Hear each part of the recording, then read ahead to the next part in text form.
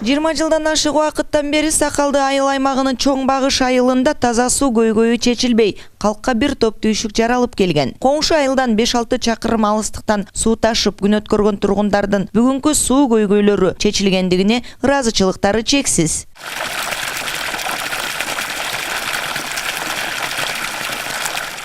Таза суу көйгөйү 1991-жылдан бери сайыс таркалгандан чечилбей келип аттылар. Анан кийин ошол жылдары дагы бир аракет болгон. Анан ушул чоң багыш айылында 600 кожолук жашайт. 3000ге жакын тургундар 400 кожолук жашаган бул айылдын таза суу көйгөйүн чечүү максатында Хелветас эл аралык уюмунун жергиликтүү деңгээлде кызмат көрсөтүүнү жакшыртуу долбоору аркылуу каржылоо жүргүзүлдү. Натыйжада суу станциясы курулуп, 3 чакырым суу түтүгү тартылды. Жалпы 3 миллион 800 миң сомго бул долбоор аткарылып, пайдаланууга берилди. Биздин областыбызда 401 айыл болсо, ошонун 222 айылы таза суу менен камсыз болгон. 179 айыл бүгүнкү күндө таза суу менен камсыз болгон жок.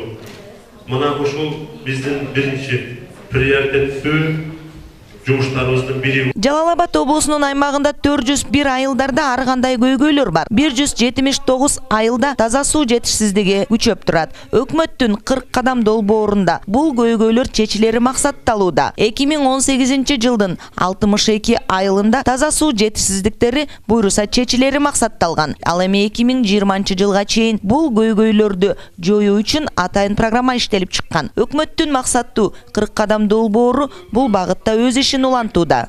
400 үй бүлөгө через водомер аркылуу бере турган болдук да. Бунун эми өзгөчөлүгү башка соопуларга караганда через учетчик.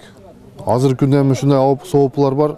Жанагы аккан суунун кадыры жок деп. Калктын саламаттыгы үчүн таза суунун таасири биринчи орунда. Андыктан бул көйгөйдү чечүүдө эл аралык уюмдар менен иш алып баруу жолго коюлган. Быйылкы жылда эле Жалал Абад облусунун аймагында 10 айылда таза суу көйгөйлөрү аталган эл аралык уюмдардын колдоолору менен жөнгө салынды.